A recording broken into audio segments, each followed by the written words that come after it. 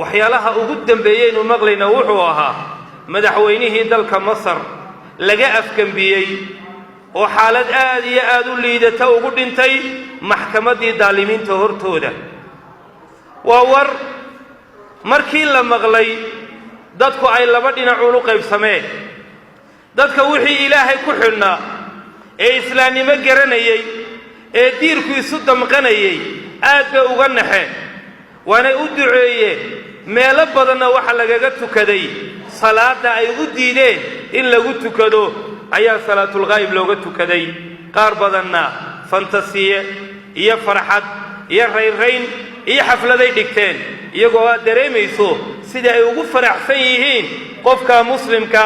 ee xaafidu quraanka ee ummadiisi dooratay ee sanadku hayay wax badan ummadiisa u qabtay iyo sida ay heerkay fahamkoodu yahay ayaad garanaysaa walaalayaal qadiyadaan oo dul istaagaya waxaan ka soo qaadanayaa 4 qodob waa qodobka koobaad kuwa daalimiinta ah ee Maxamed Mursi uu gacantooda ku dhintay iyo kuwa la nooca ee caalamul islaami ka buuxa ma akhriyaan taariikhda hadday akhriyaanna ma fahmaan waayo taariikhda waxa hortooda iyo gadaashooda ka buuxa daalimiintii hore halkay ku dambeeyeen iyo inaanay ku raynin waxay sameeyeen iyo inaanay ku raaxaysanin caalim la dilo iyo madaxweyne la dilo iyo qof waxgarad oo la daldalo inaanay waxbaba ku gaadhin may akhriin bal kuwa Masar jooga waxa agtooda yaala ilaahay subxaanahu wa ta'ala fircoonkii uu jasadkiisa baaqi yeelay ee uu yiri waanu ku dilaynaa jirkaagana waanu reebaynaa sida kuwa dambe 10 ugu noqoto 10ka way garan la'ii gaar ahaan ninka meesha joogay siisi leeyda 10ka ma fahmin 2 shub iyo 3 shub iyo 10 shub midna kuma fahmin waayo daalimkaasi heerku gaadhay hadduu weligii jooga gaari maayo talaba waxay isweydiin leh marka Maxamed Mursi sidaa loo dilay tobanaan iyo boqolaal kalena ay jeelasha dacdarro ugu dhimanayaan malaayiin 100 milyan bay marayaan masaaridu 100 milyan mee waa su'aal cajiib oo la isweydiinay laakiin waxa muhiim ah inaynu ogaano daalimku wuxuu ka soo dhaxbaxa bi'ad munaasiba in dulmigu ka soo baxo maxdan buu helaa wuxuu helaa meel lagu barbaariyo wuxuu helaa meel uu ka soo baxo dulmigu wuxuu ka soo baxa 3 arrimood dhexdood hadduu 3daa waayo daalimku ma tamariyo meel lama gaadho xayin 3aas waa inuu 3 arrimood shicibkiisa ka helaa kow jahli waa inuu ka helaa oo shicibka badankiisu waa inay jaahiliin yihiin aan waxbaba garanin waa in faqri noqdaanoo ay calooshooda ka warwaraan nin ka warwaraya ubadkii aroorta wuxuu siiyo iyo roodhidii iyo furinkii ka warwaraya yaa istilaya iyo yaa ishaysta ogaan maayo waayo waa la mashquuliyay hawl baa loo diray qadiyada saddexaadna waxa way ummad qaybsan oo la qaybiyay 3daa qodob waxaynu ka helaynaa aayaadka quraanka ah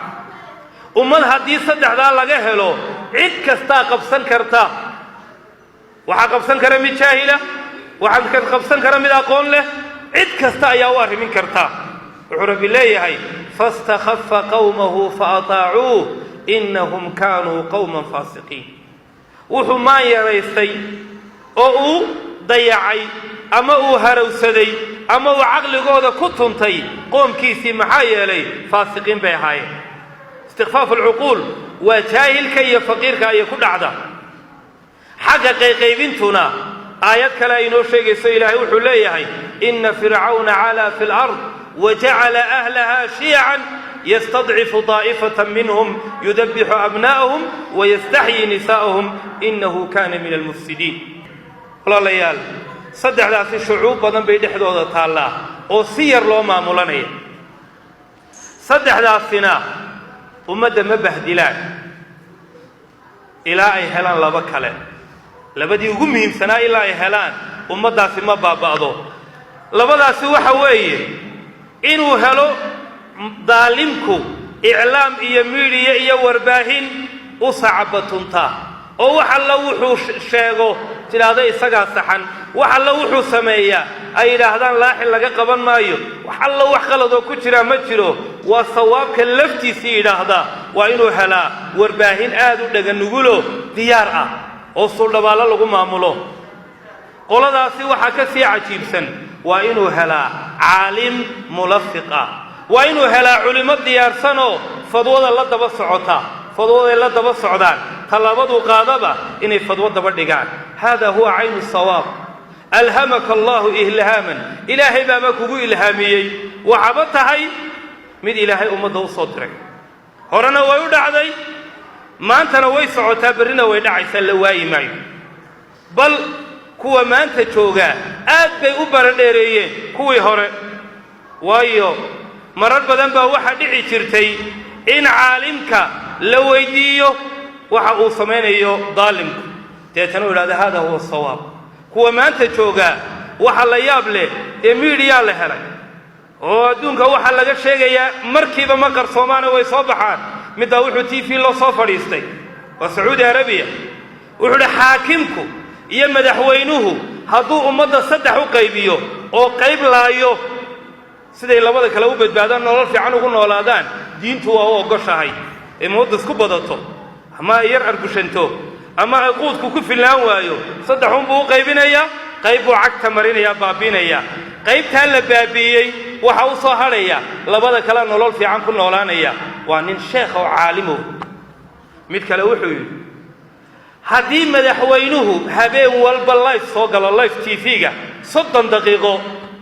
oo halkaa ku sinaysto iyadoo la arkayo khamrigana dhinaca ka cabo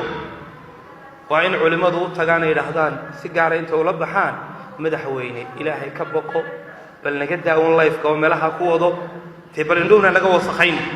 gaar bay ugu tegayaan waa ninka live soo galaya mid kale muwaadin la googooyey oo la suqaariyey ayuu daliilu keenaya uu leeyahay abubakar asidiiqba khaalid waliid buu diray khaalidna nin buu dilay qadiyadii bay shabbahdaa kana waa abubakar qoladaas soo laysa waa khaalid ka kalena waa maalik ibnu nuwayra fadwaduu daba sidaa fadwada walaalayaal kuwa noocaas ahi weligoodba waa jireen culimmaduna maanta kuwaa la imtixaamo bay kow ka yihiin weligoodna markuu imtixaan dhaco 3 bay noqon jireen 4 may noqon jirin qolo waa qolada aynu sheegayno oo waa qolada dhandhanaanka meesha ku qabta ee maalinba wax yar loo tuuro waxaa loo tuuraa burburka iyo futaadka adduunyada intaasay ku qadhaabtaan markaasay iyaguna shaambadda ugu dhuftaan weligoodba way jireen qolada kalena waa maqhuuruuna khaa'ifuun waa qaar baqay oo iyagu noqonna waaye kuwan sacabaynaya ee durbaankan garaacaya oo diintoodu way ka fiicnaatay taa kuwa dambe saddexaadna way noqon kari waayeen meel dhexay istaageen shibtay galeen meelahaasay ku dhuunteen naftooday la baxsadeen hadday ku hadli kari waayeen xaq baadilkii kumay dhawaaqin ruqsadday qaateen inuunbay ladan yihiin inuunbay kuwaa ka fiican yihiin kuwaasina waxa weeyaan way ka dhuunteen oo masraxa way ka baxeen qolada saddexaad xaqay ku addimeen qaarkoodna waa allalaayey qaarkoodna waa dhibban yihiin qaarkoodna waa baxsi qaarkoodna waa xidhan yihiin maantana waxaynu ognahay sacuudi arabiya oo kale 3 caalim oo ramadaantii la soo saaray in la deldelayo bacda ramadaan